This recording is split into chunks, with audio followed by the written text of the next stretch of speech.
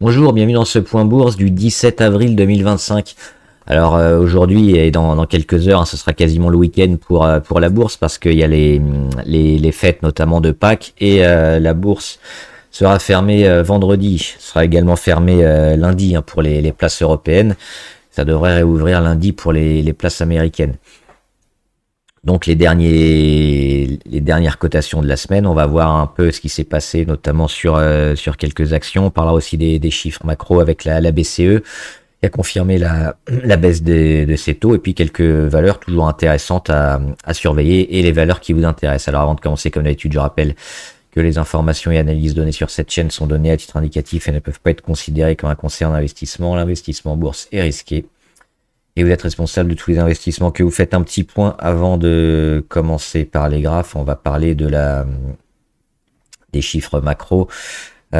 Aujourd'hui, notamment aux États-Unis, alors les inscriptions hebdomadaires au chômage sont revenues toujours plus ou moins stables, hein, entre 210 et 220. On était à 215 000, donc comme d'habitude. La mauvaise nouvelle, c'est surtout l'indice Fed de Philadelphie, hein. C'est un indice notamment sur le manufacturier. Déjà qu'on n'était pas bien haut à 12, on espérait 3, c'est un chiffre, hein. Plus il est important, meilleur il est, et on est arrivé en négatif à moins 26, donc plutôt mauvais, et c'est forcément dû à l'incertitude que met Trump en ce moment sur les droits de douane. Pour le moment, ça met plus de problèmes que ça règle de solutions, et on le voit avec le dollar qui continue de baisser.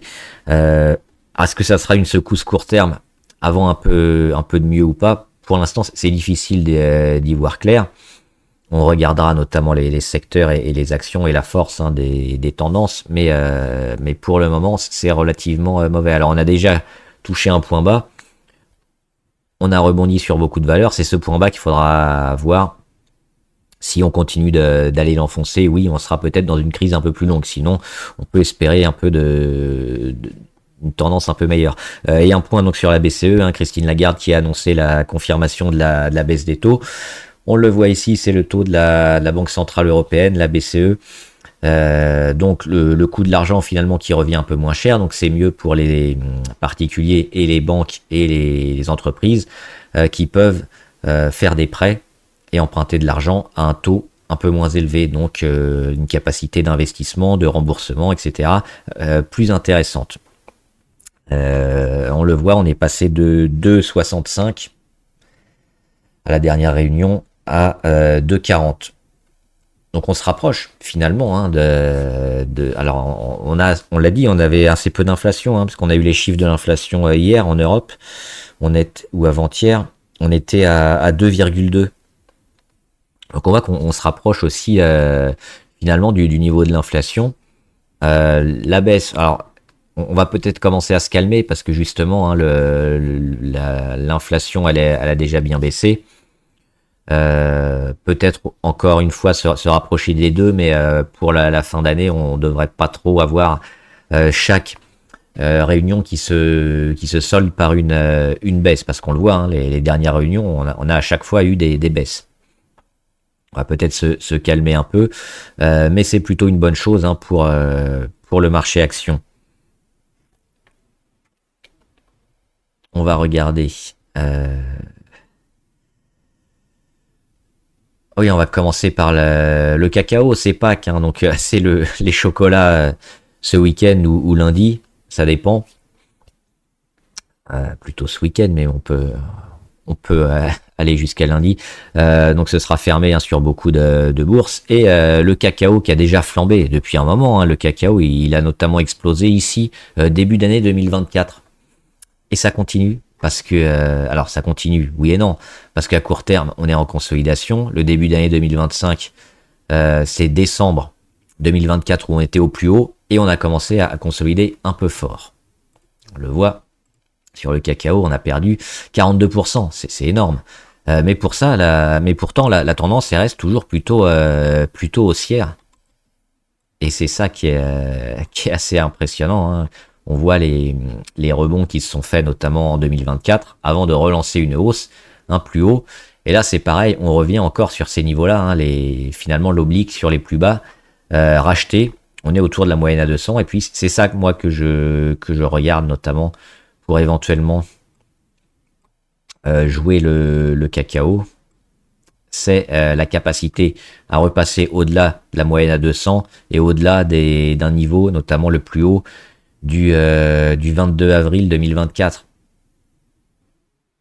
Et si on a effectivement ce scénario-là, on pourrait avoir une continuation haussière du cacao. Donc ça coûte toujours très cher, hein, de plus en plus, mais les gens continuent d'en acheter parce que c'est bon. Dans le chocolat, il y a d'autres ingrédients, hein, qui sont pas forcément haussiers. On a vu le sucre, hein, qui était plutôt baissier. Il y a d'autres ingrédients, donc, qui vont pas forcément augmenter aussi le prix du chocolat. Donc le cacao monte, mais finalement il est un peu tempéré par le reste. Alors ça reste toujours un produit cher, un produit de luxe, et il n'est pas a priori amené à baisser vu les récoltes qu'on a eues dernièrement, je pense. Donc plutôt haussier, mais attendre la confirmation avec ce phénomène, hein, de relance haussière qu'on pourrait avoir. Là, on est sur des niveaux clés sur le cacao. On va regarder le CAC 40, alors assez moyen, hein, aujourd'hui. Les volumes, non, ils sont plutôt comme d'habitude. Pas trop de nouvelles. Probablement lundi ou non, pas lundi parce que ce sera fermé, mais sur le CAC, on n'a pas eu de Trumperie aujourd'hui, donc ou alors je les ai ratés. Mais c'est vrai qu'il en fait tellement souvent. Pas trop de changements sur les marchés. On est toujours, hein, dans cette période de volatilité, mais ce qui nous intéresse, c'est quoi? C'est finalement ce dont on parlait, les plus bas qui ont été marqués dernièrement. Est-ce qu'on y retourne ou pas? Ou est-ce qu'on va aller plutôt chercher en haut? Entre les deux, il y a aucun signal, hein. Tout ce qu'on va faire entre les deux. Alors sur le CAC, c'est l'équivalent des 7006 à 6008. Il n'y a rien, il n'y a pas d'indice. Et ça peut être très fort. Et on le voit qu'en termes de pourcentage, ça fait, alors 10% sur un indice, c'est quand même assez élevé. Sur des valeurs et des actions, c'est beaucoup plus. Donc toujours, si on veut se mettre en mode investissement et suivre des tendances, on peut pas se fier sur ce qui va se passer ces prochains jours. Il faut attendre la baisse de la volatilité et le retour des tendances intéressantes. Maintenant, en mode trading pur et en court terme, on peut évidemment jouer ces mouvements-là, mais c'est sur quelques jours, voire en intraday et pas plus. Sur les grosses variations. Alors Hermès, j'ai fait un petit point, hein, ce matin sur Hermès. On a baissé un peu plus que quand j'ai fait la vidéo, ça change pas à mon avis. Alors je crois qu'ils ont perdu leur place de numéro 1 face à LVMH, mais ça joue à quelques dixièmes de pourcent, hein. Donc c'est toujours la lutte entre LVMH et Hermès, mais toujours plutôt favorable. Et il y a également beaucoup d'analystes qui sont toujours haussiers et à l'achat sur Hermès. Moi j'attendrai un peu. Je répète pas ce que j'ai dit dans la vidéo, mais plutôt surveiller, hein, les niveaux et la cassure effective. Sur le reste, alors il y avait c'était pas extrêmement marquant, donc j'ai pas envie d'en parler plus que ça. Il y avait quelques valeurs qui ont bien bougé et qui me semblent intéressantes. On va commencer par Eli Lilly, qui a sorti un nouveau médicament, hein. Eli Lilly, vous savez, c'est notamment ceux qui font les médicaments anti-obésité. Et donc c'est des médicaments qui font perdre du poids, qui protègent aussi un peu le système cardiovasculaire. Il y a même des bénéfices pour faire baisser les AVC, le taux de sucre aussi. Donc aux États-Unis, c'est énormément recherché, et c'était avant par injection. Et là, ils ont sorti une nouvelle pilule, donc c'est plus par injection, c'est par voie orale. Et ça fait ils ont donné leurs chiffres. Alors pas les chiffres, les chiffres financiers, mais les chiffres de l'étude. Et c'est plutôt bien, on le voit, hein. Les patients ayant participé à l'essai de 40 semaines ont perdu environ 7,9% de leur poids, soit environ 7,9 kg. Donc ils faisaient 100 kg et ils en perdent presque 8. Une perte de poids supérieure de 6% par rapport au traitement injectable Ozempic de Novo Nordisk. Donc on voit que dans la lutte entre les deux, hein, sur les sémaglutides, Et Lili, on l'avait dit depuis un moment, c'est plutôt la valeur à jouer et plutôt oublier Novo Nordisk. Alors ça pourrait être mis, ça pourrait changer si effectivement Novo Nordisk nous balance un produit miracle, mais pour l'instant, et la tendance qu'on a depuis plusieurs mois, c'est ça, il faut jouer Lili et pas trop Novo Nordisk. Donc là, c'est une première avancée avec, avec les pilules à avaler et c'est plus des injections. Et on le voit, c'est super, super efficace et ça pourrait être encore plus efficace euh, parce que les patients n'avaient pas encore atteint un plateau de poids à la fin de l'étude, selon les études. Donc ça pourrait être encore supérieur à ce qui est annoncé. On va regarder rapidement le cours sur Eli Lilly. Boum, ça a explosé, gap haussier.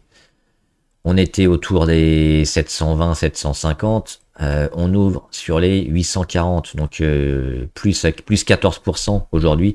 On va dézoomer. Et Lilly, alors oui, il y a toujours un peu d'incertitude aussi sur les droits de douane, notamment sur le secteur santé, que Trump pourrait taxer. Donc c'est pour ça qu'il y a pas mal de valeurs santé en ce moment qui sont un peu sous pression. Faudra aussi attendre plus de visibilité de la part de la Maison Blanche, mais sinon oui, Eli Lilly, alors en plus elle est américaine, donc elle devrait être moins concernée. Qu'est-ce qu'on avait repéré sur Eli Lilly? C'est ça, c'est les cassures de moyenne à 200 et la difficulté ou l'incapacité à repasser au-dessus. Ça avait été le cas ici décembre 2024. On avait fait un court et une courte escapade ici pendant quelques jours au-dessus, avant de revenir au mois de mars en dessous, de retester, et puis la panique Trump, le problème sur les médicaments, tout le secteur pharmaceutique, et puis là, les bonnes nouvelles, on revient dessus. On revient dessus, mais on casse pas encore, mais on voit que finalement, on est quand même plutôt orienté pour aller progresser, et ce qui nous manque, c'est peut-être ça, ce détonateur avec les résultats, donc sur Eli Lilly, les résultats largement achetés à plus de 14%. Il faudra que lundi, mardi, on capitalise là-dessus. On n'aille pas trop vers la zone de gap. Ça, on n'aime pas trop quand on crée un gap et qu'on commence déjà à revenir dessus. C'est moyen. Par contre, oui, si on le tient par là et qu'on commence à rester sur les 860, c'est pour moi peut-être un signal d'achat intéressant. Donc les plus prudents, on attendra lundi, mardi. Et si on veut jouer le secteur santé, notamment anti-obésité, il faut prendre plutôt du Lilly parce que Novo Nordisk, qui font quasiment que ça, mais qui sont en train de se faire battre, notamment par les concurrents. On le voit, ça fait que baisser. Et on revient super bas. Alors là, pour le coup, si on était resté, on a perdu 60% de la valeur par rapport au plus haut. Et vu la réussite des Lilly, il faudra pas y revenir avant que Novo Nordisk annonce eux-mêmes des résultats excellents. Tant qu'on n'aura pas ça, je pense qu'on va continuer à baisser. Et ça va être même dur de rester sur des niveaux clés. Donc toujours baissier sur Novo Nordisk. Je voulais voir aussi Pluxee qui a annoncé des marges notamment plutôt en hausse et des attentes sur le prochain trimestre également rehaussées. Donc ça cartonne bien. Alors on rappelle, Pluxee c'est anciennement c'est une filiale de Sodexo. Donc c'est dans le même secteur qu'Edenred. Donc c'est les avantages aux salariés notamment, tickets restaurants et autres. Et Pluxee. Alors moi j'aime bien Edenred, mais ce qui me bloquait un peu sur Edenred, c'est notamment la dette. On voit qu'elle est assez endettée. Et notamment, elle a plus de dettes que d'actifs, donc elle a des capitaux propres négatifs. On va regarder un petit peu ce qui se passe sur Pluxee, qui est une jeune valeur, qui a été mise en bourse il n'y a pas longtemps. Et justement, je voulais comparer un peu. Alors, en termes de chiffre d'affaires, on est relativement faible encore parce que c'est petit, mais on voit que ça progresse. On va aller voir après, mais oui, c'était surtout la dette qui m'intéressait et les capitaux propres. Et on le voit que les capitaux propres, ils montent 42 millions, 92 millions, 258 millions. Donc oui, il y a une dette qui est là, mais les actifs progressent de plus en plus et sont plus importants. Donc une dette assez importante quand même, mais maîtrisée, et par rapport au gros du secteur, mieux maîtrisée. Donc c'est peut-être plus intéressant finalement de jouer une petite valeur en expansion qui est pas trop endettée et qui devrait peut-être elle aussi avoir pas mal de parts de marché, parce qu'on sait que c'est un secteur qui est pas forcément encore qui n'a pas atteint toute sa plénitude, il est un peu sous-pénétré. Le problème, c'est toujours le même que Edenred, c'est qu'on attend la législation et les lois qui devraient être votées avant cet été. Mais sur Pluxee, les chiffres d'affaires en hausse, hein, je ne l'ai pas marqué là, mais oui, ça progresse aussi plutôt bien. Donc là aussi, on a un signal intéressant avec un petit gap. Et puis, durant la journée, on n'a fait que acheter Pluxee, hein, parce qu'on gap à plus 7. Au cours de matinée, on descend à plus 5 et on finit à plus 18, au-dessus de toutes les moyennes. Donc c'est un super chandelier. Alors, les volumes sont pas si énormes que ça, hein. Ils sont importants, mais on avait déjà eu une grosse chute là, le 21 mars qui avait un peu plombé tout le monde. On est revenu finalement. Donc c'est une valeur à suivre. Et peut-être un déclencheur, un déclencheur important, je pense, et c'est ces niveaux-là, en gros, à surveiller autour des 20.9. Je pense si on veut rentrer sur Pluxee, on peut se mettre les 20.9 plus ou moins un peu en dessous, éventuellement en support, mais si on les tient, on peut jouer le court et le moyen terme sur cette valeur-là. Donc plutôt intéressant et une valeur à suivre. On va regarder les valeurs qui vous intéressent avec notamment Eramet. Alors les minières, il y a BHP aussi qui a donné ses résultats. Ça remonte un peu. Les minières, ils ont pris tout un peu un coup dans le nez, et puis là, ils commencent à rebondir. Le rebond est pas super fort encore sur Eramet, ça a été un peu décevant. Moi, je les attendais un peu mieux, et puis elle a été un peu embarquée dans la panique avec tout le monde. Qu'est-ce qu'on peut voir sur Eramet? On a quand même réagi autour des 44, même si là on l'a enfoncé, on le sait, dans cette période d'extrême volatilité et de panique. On revient au-dessus. Ça reste super faible, hein, sur Eramet par rapport à la tendance qu'elle avait mis ici. C'était ça, hein, qu'on suivait. On a dégradé un peu la tendance, donc suite à la cassure là du mois de mars. Il faut rester prudent. Et peut-être, alors si j'étais pas dessus, mais si j'étais dessus, j'aurais probablement allégé, hein, sur des mouvements ici autour des 52.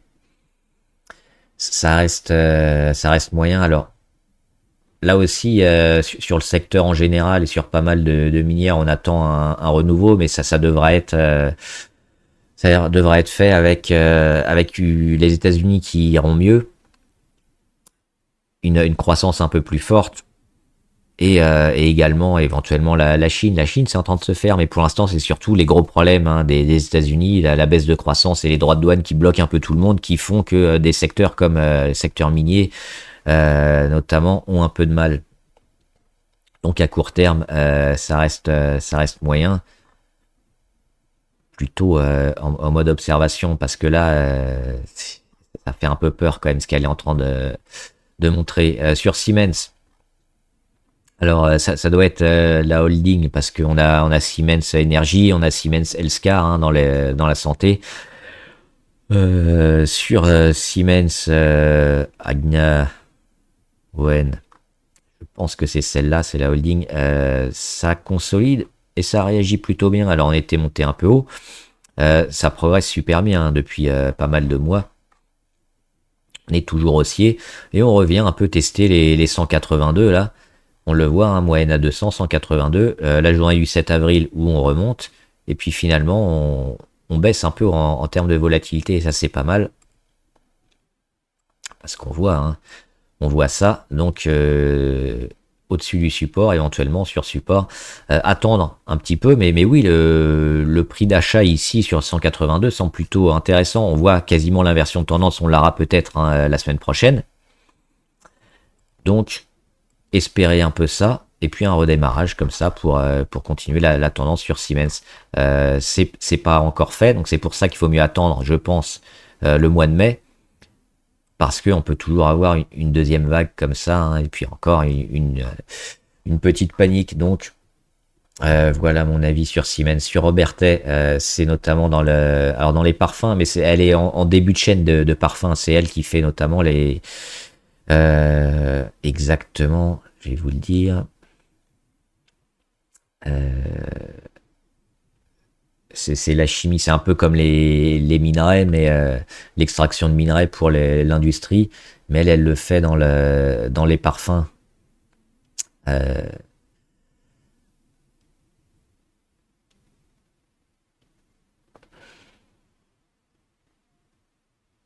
donc je retrouve plus le terme. Mais oui, c'est ça, elle fait des macérations de plantes, d'extraction de plantes, distillation. Donc c'est vraiment le début de chaîne de la parfumerie. Sur les graphes, alors le gap ici n'existe plus, donc on l'a comblé, très bien. Par contre, on met un peu des gaps baissiers un peu partout. On revient sur moyenne à 200, on reteste, on est en échec. Pas terrible parce que il y avait aussi hein, cette oblique, la blanche à sauver, sur lequel on était. Et puis là, boum, mois de février, on lâche. On revient sur support, le plus bas, et on réagit pas trop pour le moment. Donc, alors ça, c'est quoi? Ça n'existe pas, ça. Sur Robertet, c'est plutôt négatif aussi.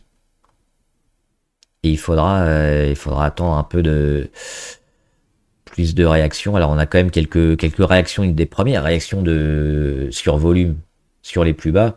Mais c'est un peu tôt pour moi hein, sur cette valeur-là. Et je pense qu'il faudra avoir peut-être ce genre de scénario avec un nouveau rebond autour de la moyenne à 200, un échec et puis le début de quelque chose de mieux avec des volumes. Mais là, techniquement, c'est un peu, ça reste baissier. Il faut plutôt éviter et on n'a pas encore de signal haussier et de porte d'entrée court terme intéressante. Adienne, on l'avait déjà fait il y a pas longtemps, plutôt favorable. On le voit, hein, cette belle réaction ici autour de la moyenne à 200 qui s'est, on va nettoyer un peu, où on avait ouvert en hausse avec un gap haussier. Le gap, on l'a comblé le lendemain. On recasse l'oblique court terme et on travaille ici moyenne à 200. Donc on fait le travail, cassure d'oblique, congestion. Donc là, on est en train de congestionner. C'est très bien. C'est ce qu'on veut.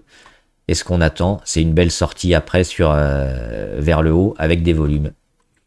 Donc attendre sur Adienne, mais elle est en train de mettre les étapes pour une continuation de la tendance haussière hein, qu'elle a mis en place notamment depuis le gap ici du mois de novembre 2023. Alors là aussi, Adienne, hein, elle est favorisée par une croissance et donc un nombre de transactions intéressantes de la part de l'économie, hein, que ce soit les particuliers ou les professionnels. Donc plus il y a de la croissance, plus il y a de transactions, plus Adienne, ils vont gagner de l'argent. Donc le petit ralentissement américain est pas terrible. Après, je connais pas sa part de marché aux États-Unis par rapport à l'Europe, parce que c'est une valeur néerlandaise. Et donc, elle pourrait être un peu moins impactée quand même que d'autres valeurs, notamment PayPal. Donc avec l'Europe qui va plutôt mieux, ce serait une valeur intéressante. Mais là aussi, on va attendre la confirmation. À système moyen, on l'attendait ici à système, hein, notamment au début d'année, on espérait. On avait cette oblique qu'on avait cassée ici sur faux départ. On l'a retesté au mois de février, au mois de mars. Et on espérait quoi? Bah la congestion et la sortie, mais on l'a pas eu. On a recassé vers le bas immédiatement. Donc le scénario positif, il s'est pas réalisé. Et au contraire, hein, on a cassé notamment les 36,7 assez fortement. On réagit sur les plus bas. Alors ça, c'est le dernier bastion un peu à défendre. Hein. Court terme, c'est notamment les 30. Donc oui, réaction le 7 avril sur les 30. Mais ça reste baissier. Et finalement, les tentatives, elles se soldent à chaque fois par des échecs et des plus hauts de plus en plus bas. Donc, alors, celui-là, c'est pas vraiment un plus haut hein, parce on est toujours en cours de rebond. Donc plutôt attendre sur un système. et chercher éventuellement à nouveau le support ici des 30 et une réaction sur les 30 parce que c'est un niveau clé, c'est un niveau support, c'est un niveau que les acheteurs risquent de racheter et que si on le casse, on pourra partir avec un stop et une moins-value éventuellement assez faible. Mais pour l'instant, ça reste baissier. Et enfin, alors Atos, je n'aime pas du tout hein, Atos. Alors là, on les voit même pas les graphes parce qu'il y a eu évidemment des changements hein, au capital. Donc c'est toujours une entreprise extrêmement endettée. On est on essaye de la sauver et forcément pour la sauver, bah il y a de la dilution de capital. Donc le cours qui valait il y a quelques mois, quelques années, 50 euros, 30 euros, 20 euros, 10 euros, 1 euro. Et puis là, on va zoomer, on est à 0,0036 centimes. Donc on est à un tiers de centime. Il faut 3 actions pour faire un centime. C'est merveilleux. C'est évidemment catastrophique. Alors on peut peut-être la jouer, mais là c'est que de la spéculation, c'est que du court terme pour jouer des mouvements qui sont quand même super volatiles. On voit un 55% là en 3 jours, mais c'est plus du casino qu'autre chose. Hein. Atos, il y a certainement une partie hein, qui a. Alors j'ai pas regardé dernièrement, mais il y avait des parties qui sont probablement vendues hein, pour l'État ou réservées pour l'État, notamment les supercalculateurs pour les énergies nucléaires, hein, les centres nucléaires. Mais le reste, bah si ça veut survivre, alors c'est pas impossible que ça revienne. Hein. On a déjà vu notamment sur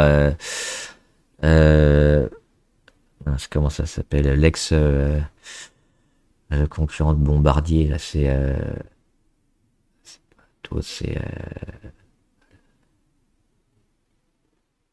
je trouve plus le nom. Ah, c'est pas grave, qui s'était bien remis. On a eu quelques valeurs comme ça qui étaient extrêmement endettées, notamment dans le secteur de la santé avec Orpea et Corian, hein, qui sont devenus Emeis et Clariane, qui elles aussi sont en train de revenir. Mais pour les anciens actionnaires, ils ont quasiment tout perdu. Hein. Ils ont perdu 99%. Alors après, ça remonte, mais pour remonter d'où ils sont partis, ils retrouveront jamais leur argent, à part remettre quasiment tout ce qu'ils ont mis sur les niveaux actuels. Donc là, c'est pareil sur Atos. C'est de la spéculation et actuellement, on n'a pas trop de raison de croire à un renouveau, je pense. C'est trop tôt. Donc c'est risqué, c'est spéculatif, c'est du casino. Faut suivre éventuellement les annonces qui vont être faites, mais ça vaut rien et il y a plus de chances que ça aille encore plus vers le bas. Alors si vous avez des news, hein, si vous suivez Atos, n'hésitez pas à les mettre en commentaire et les liens éventuellement. Mais le problème c'est la dette hein, sur Atos qui est encore trop importante, donc peut-être se réintéresser à Atos quand on voit que la dette commence à être bien gérée. Mais ça implique des nouveaux actionnaires au capital, donc une dilution massive. Voilà, j'espère que la vidéo vous a aidé. N'hésitez pas à me dire ce que vous en pensez en commentaire, les actions qui vous intéressent, et j'y répondrai. Bon trade, à plus.